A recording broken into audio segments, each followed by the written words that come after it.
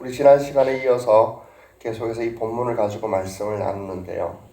하나님은 우리에게 계명이라는 걸 주십니다.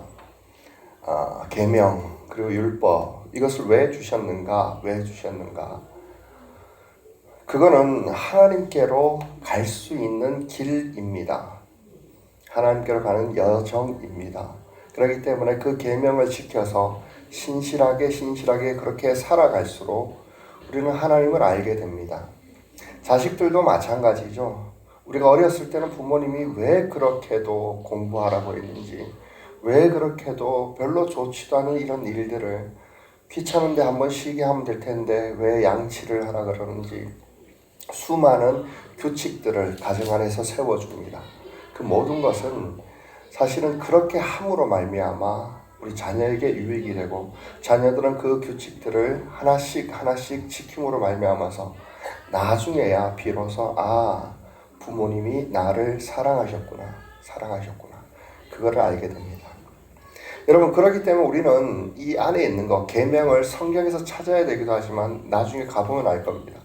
우리 마음 안에 있는 이 규칙들을 여러분 새롭게 해볼 수 있어야 됩니다. 첫 번째로 성경적이어야 되죠. 성경적이어야. 그게 올바라야 되죠. 이건 뒤에 되면서 계속 나오게 되기 때문에 나중에 차후에 얘기 드립니다. 하나님은 왜 이런 명칭을 썼을까? 저는 예전에 참 요즘 기독교 안에서 문제가 되고 있죠. 교수님 그래가지고 한신대 교수님이라는데 신학적으로 보면은 사실 저보다도 신학적 지식이 얕습니다. 사실 굉장히 얕습니다. 근데 그분이 스님들 앞에서 강의를 할 때 기독교를 이렇게 강의를 하더라고요. 여러분들은 석가모니와 무슨 계약을 맺지는 않았지 않느냐. 기독교라는 게 얼마나 천박한 종교냐 하면은 신과 사람 사이에 계약을 맺는다라는 거예요. 그래서 시작이 되게 됩니다. 참 화가 많이 나요. 너무 이 사람이 인기에 말에 속아서 그렇지 사실은 그 속뜻은 정말로 성경을 너무너무 몰라서 그래요. 계약을 주신 이유가 뭐겠어요? 그 교회 계약을 통해서 얻고 싶은 게 있으셨기 때문이에요. 우리가 집을 사고 월세든 전세든 계약서를 쓴다는 것은 그 이후부터 내가 그곳에 들어가서 한 달이면 한 달, 1년이면 1년 살 수 있는 권리를 얻는 거예요. 명확하게 분명하게 그것을 기록해 두는 거예요. 우리는 계명을 통해서 하나님이 우리에게 주시고자 했던 것들이 무엇인지 우리는 명확하게 알아야 돼요. 이것을 지키면은 너는 하나님을 점점 알게 될 거야. 그럼 도대체 어떤 하나님을 아느냐 이게 중요하잖아요. 사실 성경은 또 우리 신앙 가운데서 이것들을 사람들이 너무 오해를 해요. 계명을 지키는 거는 내가 손해라는 거예요. 계명을 지키면 당연히 헌신이 들어가 있고 당연히 충성이 들어가 있고 당연히 헌금과 교회 생활과 많은 시간 같은 것들이 투자되어지는 것 같아서 내가 잃어버린 것 많지만은 구약 속에서 계명을 주시면서 하는 그 말씀은 오늘날 계명은 너희들의 행복을 위해서 주어진 거라는 거예요.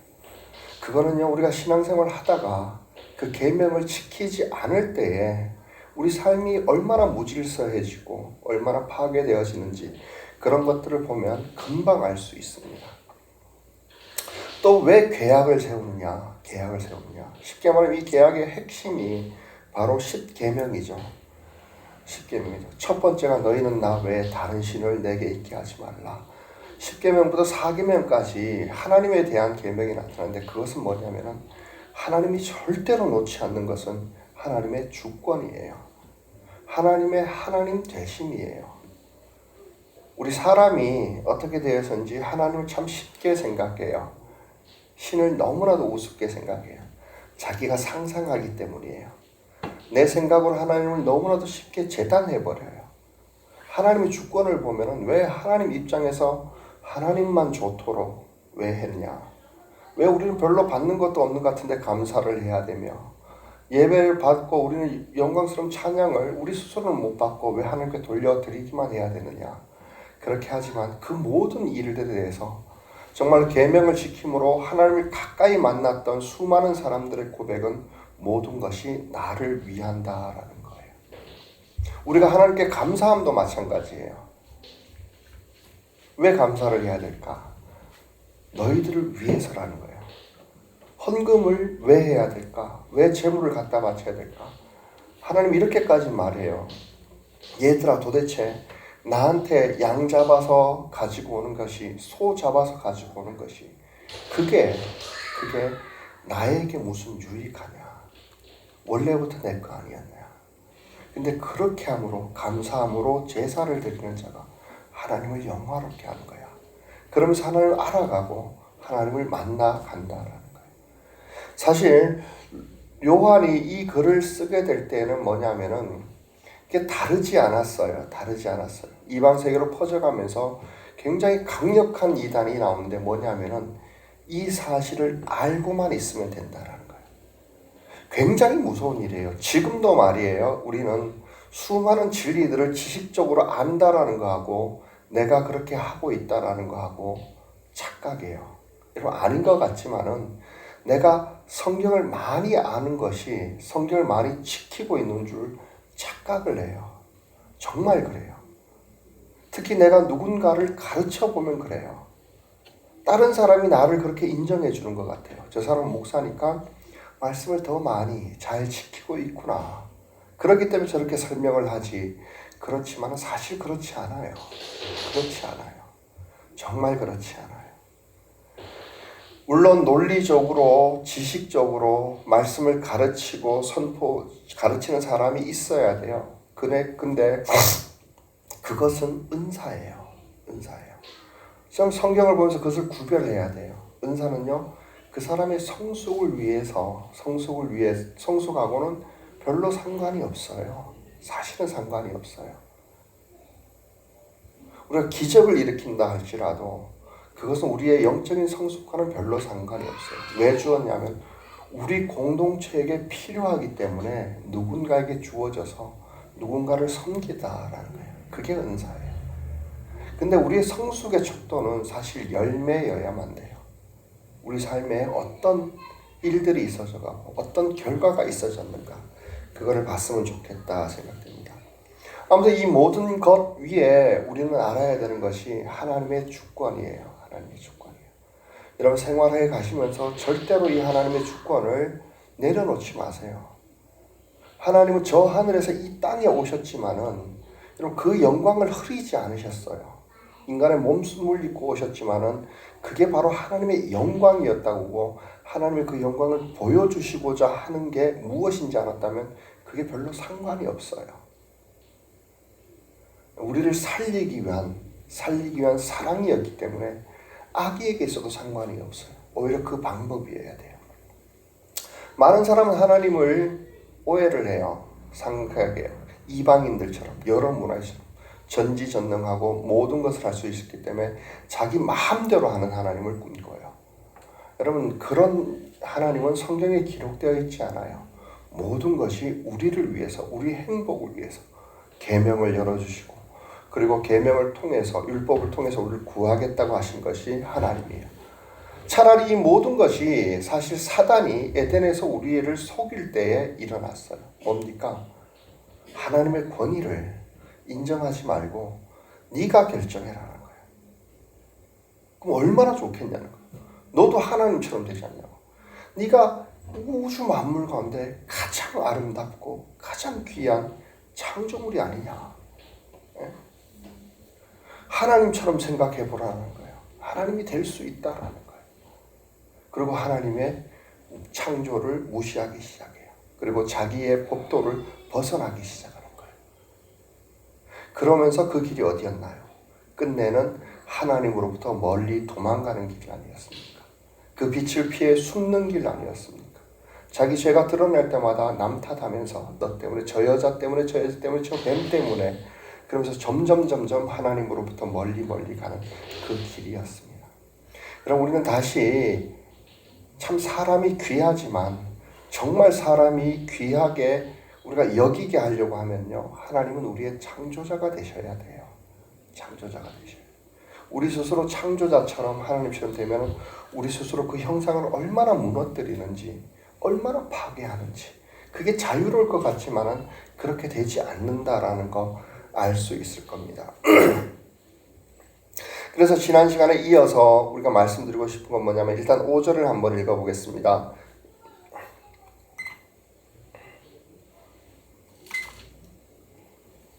같이 읽습니다. 시작. 그러나 누구든지 하나님의 말씀을 지키면 그 사람 속에는 하나님에 대한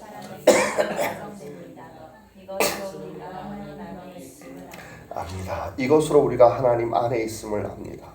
안에 있음을 압니다. 말씀을 지키면 하나님에 대한 사랑이 완성이 되는 거예요. 예전에는 많은 사람들이 무엇이라고 생각되면 사랑이 우리를 구하는 겁니다. 결론부터 얘기하는 거예요. 사랑이 메시아예요. 메시아예요. 예전부터 많은 사람들이 어떻게 생각했냐면은 말씀을 알면 사랑이 완성되는 걸로 착각을 했습니다. 말씀을 안다라는 것으로, 지식적으로 동의한다라는 것으로 우리가 하나님 안에 있다라는 것을 여러분 아는 겁니다. 그렇게 생각했었어요. 근데 그렇지 않아요.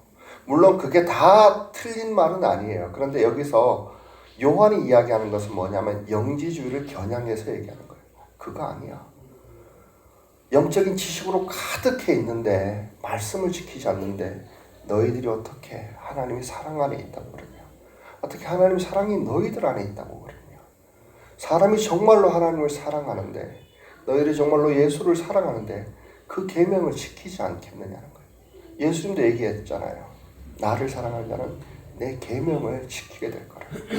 이거는 당연한 거예요. 당연한 거예요. 여러분들을 누구든지 사랑의 속성이에요.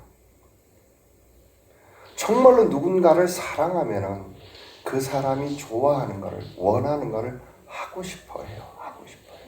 그렇게 되게 돼 있어요.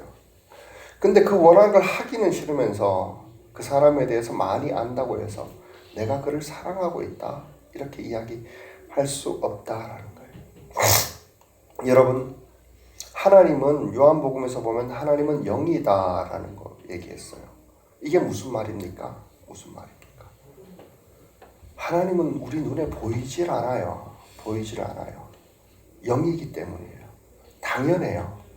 근데 우리의 자랑은 뭡니까? 이 보이지 않는 하나님을 어떻게든 환상이든 꿈이든 기도하는 가운데서든 느껴지고 보고 그랬으면은 대단한 것으로 착각을 해요. 착각을 해요.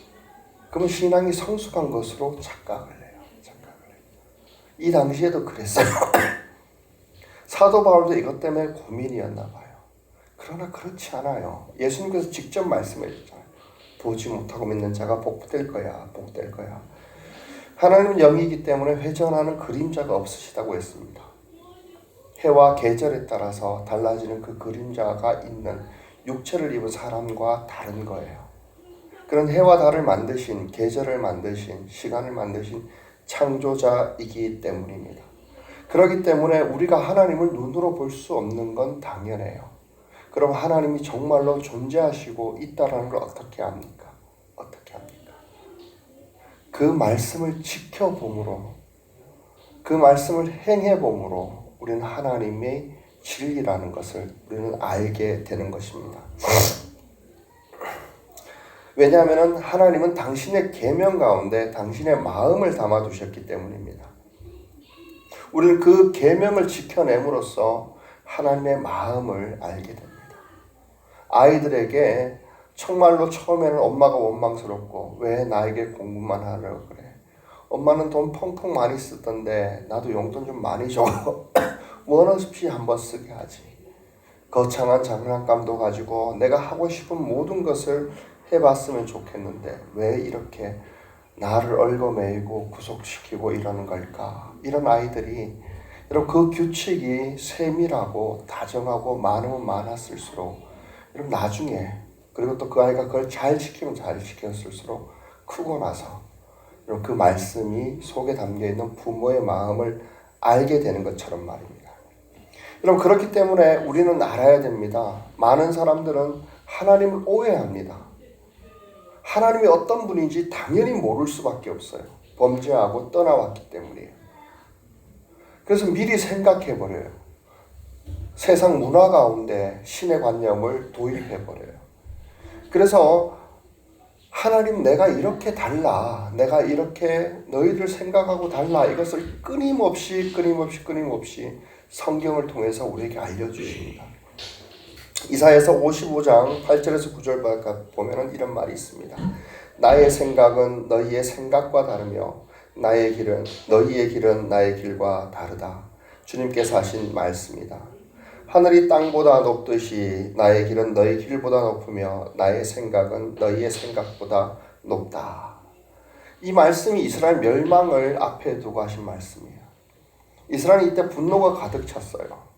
우리가 하나님의 계명을 지키지 않은 거 인정을 합니다. 계약을 따라서 우리도 말 율법대로 우리나라가 한 번쯤 망하는 거 알고는 있습니다. 그러나 하나님, 우리를 멸망시키는 바벨론은, 수많은 적국들은 사실 우리보다 더 악하지 않습니까? 이런 법이 어디 있습니까?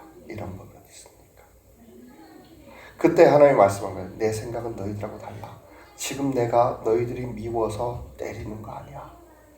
너희들을 다시 돌이키게 하기 위해서 너희들이 아프다 할지라 너희들의 장래를 위해서 너희들 생각하고 있는 건 달라. 다시 돌아오게 할 거야. 그럼으로써 너희들은 새롭게 되어지는 거야. 회복되어지는 거야. 하나님이 이 말을 알려주기를, 이스라엘이 알아주기를 정말로 원하셨습니다. 여러분, 그렇기 때문에 많은 사람들이 메시아 그럴 때 정말 이 예언서 속에서 메시아를 발견하지 못하는 이유가 뭐냐면은 크고 신기한 것들만 원해요. 수백 년 전에 어떤 사람이 처녀의 몸에서 태어날 거야. 여러분, 그건 증거죠.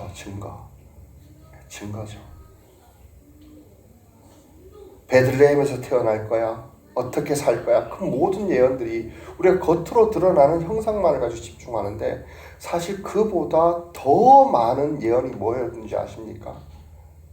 마침내 하나님의 의가 올 거야.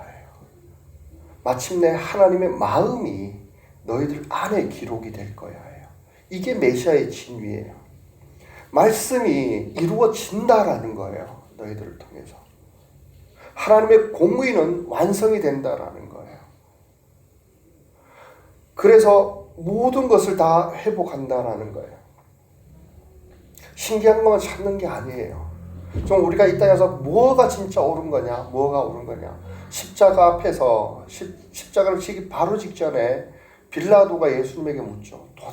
도대체 내가 너를 죽일 수도 없고 안 죽일 수도 없다. 그렇다라면 도대체 진리가 뭐냐? 어떻게 해야 되는 거냐? 여러분, 이 생각을 가지고 한번 살아보세요. 하나님의 말씀이 얼마나 귀한지 몰라요.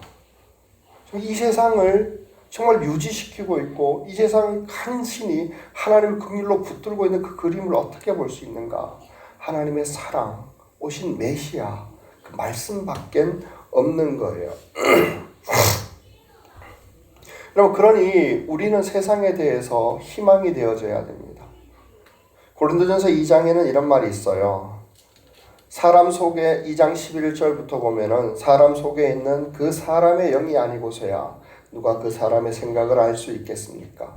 이와 같이 하나님의 영이 아니고서는 아무도 하나님의 생각을 깨닫지 못합니다. 12절에 보면 우리는 세상의 영을 받은 것이 아니라 하나님에게서 오신 영을 받았습니다. 그것은 하나님께서 우리에게 은혜로 주신 선물들을 우리로 하여금 깨달아 알게 하려는 것입니다. 16절에 보면 이렇게 누가 주님의 마음을 알았습니까? 누가 그분을 가르치겠습니까? 그러나 우리는 그리스도의 마음을 가지고 있습니다. 이게 그리스도의 마음을 우리가 가진다라는 게 성령을 사실 이야기를 하는 거예요. 성령을. 그리고 사람을 보면서 어때요? 주변에 여러분 가족과 친구들과 직장 동료들을 보면서 어때요? 솔직히 말해가지고 말씀이 아니고는 말씀이 오는 건 합리적으로 살고 싶어요. 합리적으로. 그죠? 하나 주면 하나 얻고 세상이 그렇게만 돌아가도 좋겠다 싶은데 정말로 그렇게 되어질 수가 없어요. 근데 예수 마음을 가지면 좀 달라져요. 우리 마음의 성령의 감동은 예수처럼 내가 너희를 사랑한 것과 같이 너희도 서로 사랑하라는 그 사랑을 우리 안에 예수 영접과 동시에 담아두셨다는 겁니다.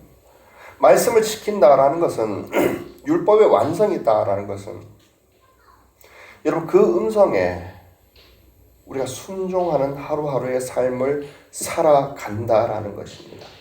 말씀을 지킨다라는 것이 무엇인지 우리는 깨달아야 됩니다. 계명을 지키는 것은 주목해 보셔야 됩니다. 계명을 지켜내므로 우리가 하나님을 알아갑니다. 말씀을 지킨다라는 것은 뭘까요? 말씀을 지킵니다. 뭘까요? 말씀을 지킴으로써 말씀이 사실이라는 것을, 그가 참되라는 것을, 그가 메시아고 나를 구원했을 뿐만 아니라 온 세상에 그분이 진리라는 것을 증거해 나가는 거예요. 여러분 그렇기 때문에 증인의 삶은 해도 되고 안 해도 되는 게 아니에요. 안 하면은 말씀을 지키고 있지 않는 거예요. 기독교의 진리 가운데 어느 부분만 봐도 사랑 없이는 되어지지 않아요. 열심히 기도해갖고 내가 부여해주고 나 잘났고 사람들에게 박수 받는다라면은 여러분 그게 무슨 말씀입니까? 그걸 가지고 어떻게 하나님은 다르다라고 이야기하겠습니까? 무당들이 떠드는 그런 잡신하고 뭐가 다릅니까? 그렇게 주어지는 건 우리에게 은사가 될 수는 있어요. 그러나 정말로 우리가 말씀을 가지고 살아가는 것은 그리스도의 마음으로 세상을 살아가면서 우리는 변화되어지고 그리스도의 마음을 알아가게 되는 겁니다. 계명을 지키십시오. 그러면서 하나님의 마음을 알아갑니다. 그렇다면 내 안에 그리스도의 마음이 있다는 것을 알게 되게 됩니다. 그 마음으로 살아가십시오. 여러분 그러면서 그리스도가 메시아가 된 것을 이 땅에 증거하게 될 겁니다. 세상의 전도는 말과 말로 단어와 단어로 전해지지 않습니다. 경건의 모양은 있을 때 경건의 능력은 없는 사람이라고 이야기했을 때 사도 바울이 아테네에서 말을 많이 했을 때예요. 그러나 이제 행동을 하겠다라는 얘기예요. 그게 진짜 하나님의 파워라는 겁니다. 여러분 그런 삶을 한번 도전해 봤으면 좋겠습니다. 물론 두려울 겁니다. 내가 지금까지 살아온 방식에 의하면은 이건 내게 손해나는 거고 쏟아지는 거고 내가 정말로 영광을 얻지 못하는 길인데 그럼에도 불구하고 하나님이 약속하신 열매가 나타날까? 여러분 그런 겁니다. 여러분 그렇기 때문에 말씀을 지킨다라는 건 뭘까? 우리 5절 다시 한번 읽어보십시다. 그러나 누구든지 하나님의 말씀을 지키면 그 사람 속에서는 하나님께 대한 사랑이 참으로 완성됩니다. 이것으로 우리가 하나님 안에 있음을 압니다. 말씀을 지킨다라는 게 뭘까? 계명을 지킨다라는 것은 여러분 무슨 말인지 알겠죠? 법을 지키는 거예요. 형식적이에요. 특별하게 신실하게 지켜내야 돼요. 그게 계명을 지키는 거예요. 계약서에 따라 그 명령에 따르는 거예요. 복종하는 거예요. 하나님의 말씀을 지킨다라는 건 뭘까요? 왜 계명이 말씀으로 달려졌을까요? 그 계명이 완성되어졌다라는 거예요. 율법이 완성되어졌다는 거예요. 그것에 대한 결과를 보라는 거예요. 주님께서 약속하신 완전한 의, 완전한 은혜, 완전한 하나님의 계획과 섭리가 이루어졌다라는 거예요. 그 계명 속에 담겨 있는 하나님의 마음을 알고 우리가 그대로 행하는 것, 여러분 그게 말씀을 지키는 거예요. 말씀을 지키는 거예요. 여러분, 사람들은 말씀을 지키는다라는 것에 대해서 참 오해를 많이 해요. 이건 정말로 복음을 너무나도 헛되게 하는 것 같아요. 여러분, 말씀을 따라 산다라는 것은 그 마음으로 반응하게 된다는 것은 여러 가지 표현을 가운데 우리 마음 안에서, 우리 마음 속에, 마음판에 그 계명을 기록했다라는 거예요. 우리에게 성령을 통해서 감동한다는 거예요. 예수님이 어떤 분인지 흠모하게 하고 그분의 삶처럼 살아가게 한다는 거예요. 근데 많은 사람들이 생각하기에 경건이란 아무것도 하지 않는 거예요. 여러분, 말씀을 지키는 삶, 그 행함이 없다라는 것은요, 절대로 아무 일이 일어날 수가 없습니다. 말씀을 지키지 않는데 무슨 말씀에 근거한 일이 일어나겠습니까? 그 사람에게 실수도 없을 겁니다. 잘못도 없을 겁니다. 회개할 것도 용서받을 것도 없을 겁니다. 그냥 자기 길을 자기 생각대로, 자기 마음대로, 자기 계획대로 자기가 책임을 지고 가는 거죠. 여러분, 근데 가만히 생각해 보십시오. 겉으로 보기에 경건할 수도 있습니다. 바리새인들처럼 율법을 잘 지켜냈다라고 할 수도 있을 겁니다. 근데 예수님이 그들을 보고 경건하다 이야기한 적 봤습니까? 예수님이 그들을 보고 거룩하다라고 이야기한 것 봤습니까? 그들은 다만 아무것도 하지 않은 겁니다. 예수의 마음이 그들을 움직여내지 못했던 겁니다.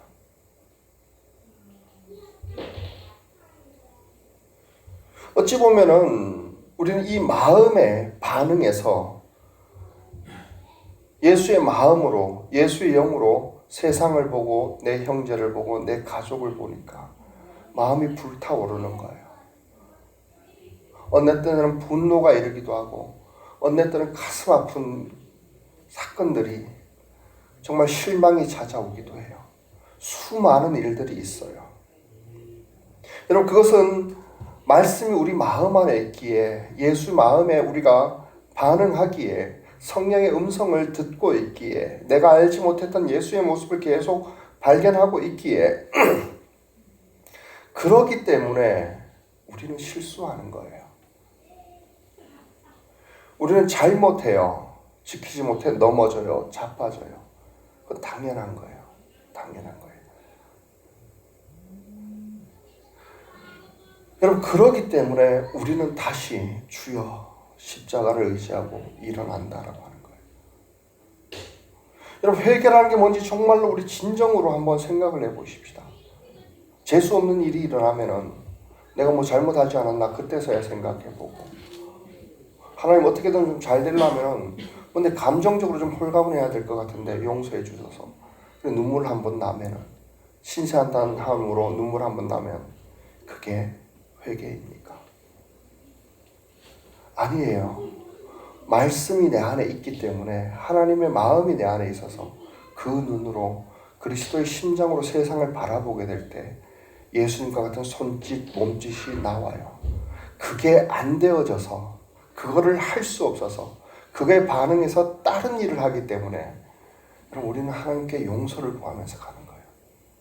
그럼 그때야 비로소 십자가가 얼마나 크고 십자가가 나를 얼마나 예수 닮게 하는지, 정말 십자가를 통해서 얼마나 하나님 나를 완전한 말씀의 사람으로 만드는지를 알게 돼요. 여전히 내 소원과 내 감정과 내 마음, 내가 지금까지 쌓은 가치관을 내 마음에 두면서 살아간다는 거, 그건 예수와 달라요. 여러분, 수많은 사람들이 그럽니다. 예수를 믿는다라고 하면서 어떤 사람은 성격이 원래부터 내성적이에요. 좀 소심해요. 그래서 그런지 세상으로부터도 소심해요. 그러나 여러분, 소심하게 사는 거하고 말씀 앞에 비겁해지는 건 다릅니다. 행동해야 될 때 하지 않는 거예요. 반응해야 될 때 반응하는 거예요. 울어야 될 때 울지 못하는 거예요. 가슴 아파야 될 때 가슴을 치지 않는 거예요. 여러분, 아무것도 하지 않는 것은 말씀 앞에 언제나 비겁함이에요. 비겁함이에요. 그건 두렵기 때문이에요. 말씀을 신뢰하지 못해서 내가 이 말씀을 지키면 내 희생이 헛될까 봐 걱정하는 거예요. 하나님의 심판이 무서운 거예요. 여러분, 이제부터는 정말로 우리가 세상 살면서 아무것도 하지 않는 것 가지고 여러분 경건이라 거룩이라 말하지 마십시오. 여러분, 술, 담배 고작 하지 않았다고 그것을 가지고 성경에서 경건이라 말을 했습니까? 그것을 가지고 거룩이라 말을 했습니까? 아니에요. 그런 사람 대체적으로 세상에 대해서 용기 없는 비겁한 사람들이 많아요. 착각하지 마셔야 됩니다. 그는 하나님의 사랑에 대해서, 하나님의 마음에 대해서 아무것도 하지 않은 큰 범죄를 저질렀을 뿐입니다. 메시아가 오시고 났을 때 수많은 선지자들이 외쳤습니다. 그때 예수님의 한탄은 이거였습니다. 나팔을 불고 꽹과를 치고 크게 떠들어야 될 텐데 도무지 멍하니 있는 저 사람들은 울어야 할 때 울지 못하고 웃어야 할 때 웃지 못했던 사람들, 아무것도 하지 않은 사람이에요. 말씀 앞에 비겁했기 때문이에요. 반대로 우리는 말씀을 지키기 때문에 넘어집니다. 실패합니다. 그리고 그는 그러면 그럴수록 이제는 하나님이 용서하지 않을 거야 이렇게 생각하는지도 모르겠습니다.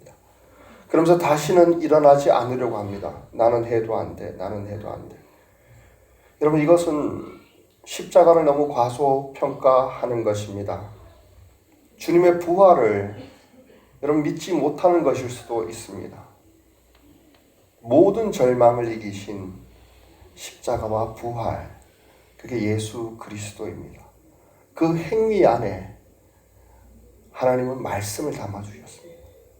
그게 아니라 여러분, 사람이 자기 자식을 포기하지 못하는데 어떻게 하나님이 복음을 가지고 그리스도의 영을 가진 우리를 포기하겠습니까? 포기하겠습니까?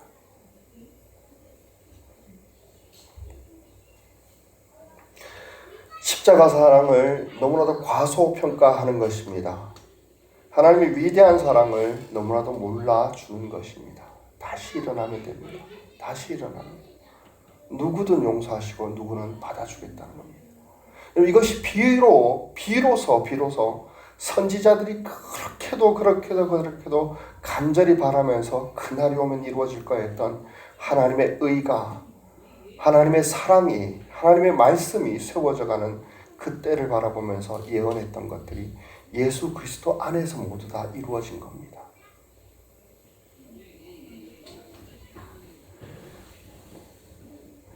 그래서 제가 전에도 한번 소개해 준 적이 있지만 이 노래가 참 좋아요. 가사 첫 줄에 보면은 예수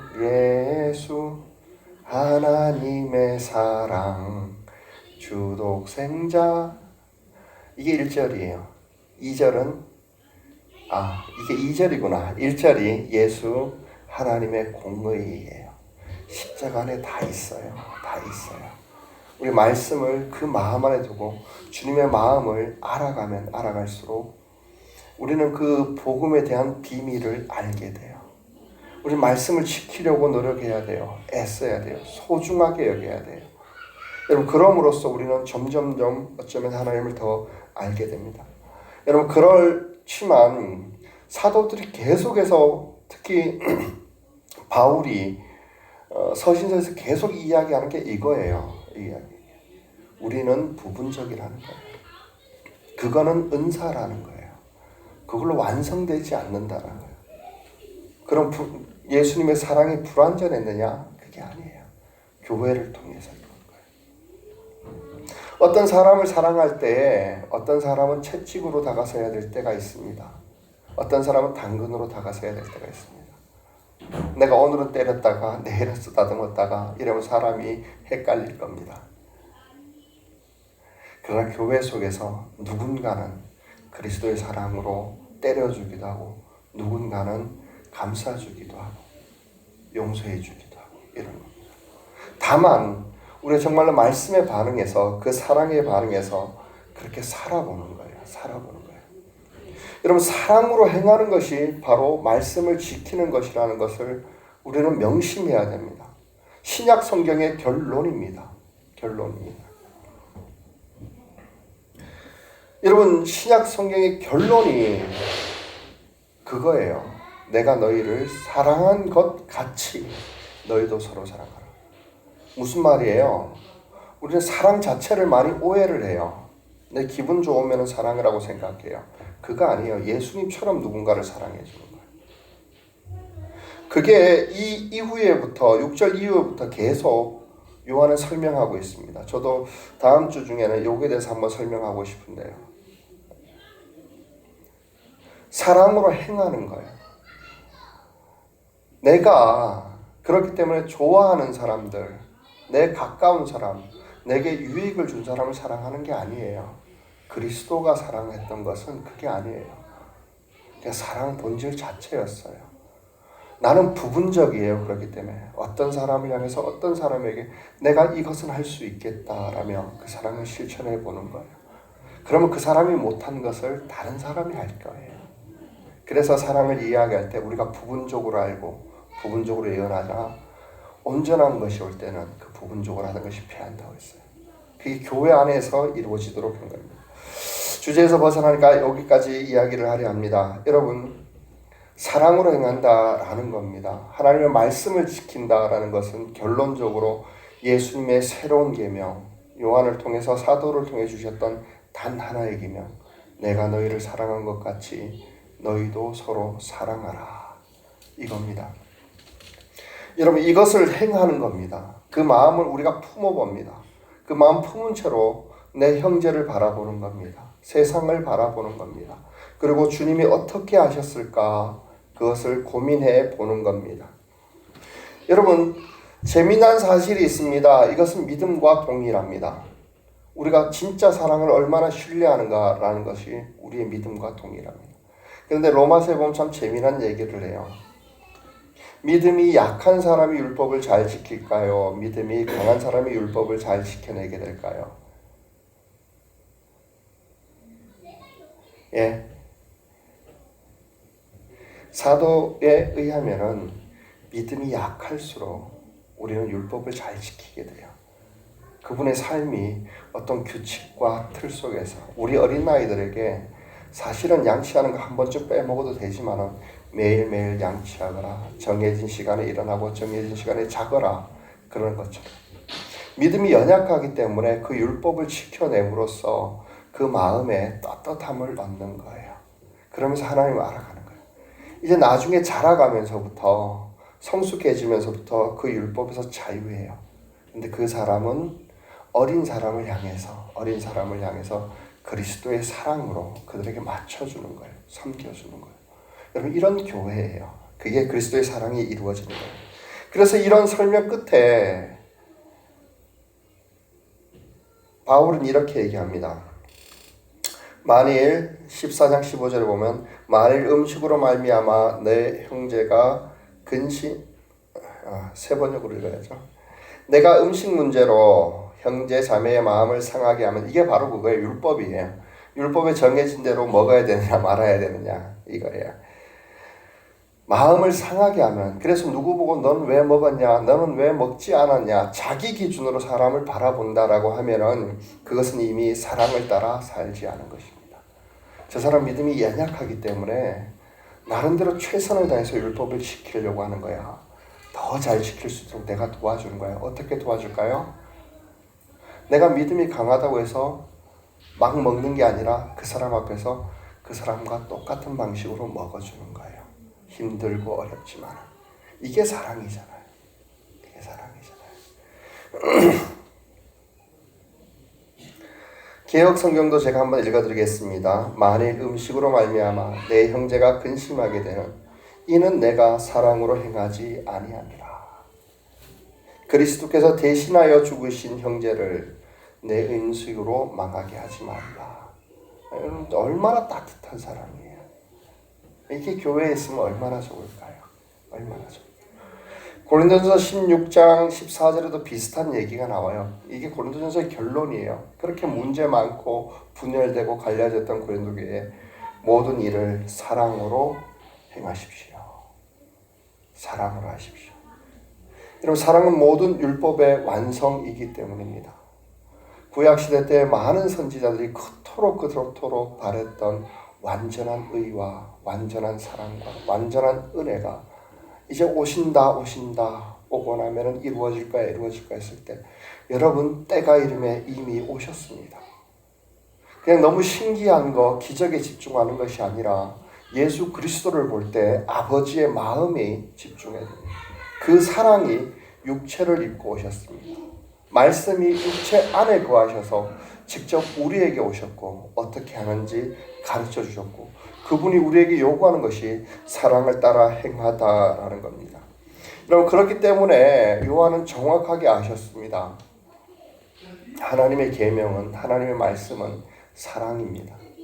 이것은 무엇으로 표현해도 좋습니다. 그러나 그 사랑이 우리가 생각하는 것과는 좀 다릅니다. 감정적으로 짜릿한 게 사랑이다. 여러분 이 사랑에 대해서 정의를 많이 못 내리겠지만 이 다음에 어떤 것이 사랑이라는 것을 나타납니다. 그거에 대해서 진짜 그럼 성경이 말하는 사랑이란 뭘까? 그리스도를 닮은 사랑이란 게 뭘까? 우리 한번 생각해 보십시다. 그리고 여러분 마음 안에 이 마음을 품어 보십시오. 그리스도 예수의 마음. 그 마음을 가지고 사람을 보고 세상을 보고 그리스도가 갔던 길을 따라 한 걸음 한 걸음 가보십시오. 비록 우리는 어차피 완성을 이루지 못합니다. 그러나 온 교회가 연합해서 그렇게 함으로써 점점점 그리스도의 성숙한 분량에까지 이르게까지 자라게 되는 겁니다. 그 마음을 소원해 보십시오. 소원해 보십시오. 반대로 여러분 절대로 자신의 처한 상황에 집중하지 마십시오. 그거 정말로 속는 겁니다. 물론 우리에게 치유와 회복과 하나님의 임재를 통한 우리의 회복과 연약함이 온전케 되는 그런 일들이 일어나야 됩니다. 여러분 왜 일어나야 되는지를 아셔야 됩니다. 상황이 나아지면 그들의 삶이 좋아집니까? 아니에요. 그들의 삶이 예수로부터 멀어지는 걸 너무 보아오지 않습니까? 주여 그리스도를 닮기 위해서 내 약점이 이겁니다. 지키기 위해서 이것 때문에 되지 않습니다. 이럴 때 진짜 회개가 있고 그것 때문에 시선을 주님께 돌리게 되는 겁니다. 여러분 그리스도의 사랑에 집중하십시오. 하나님의 말씀은 사랑입니다. 기도하겠습니다.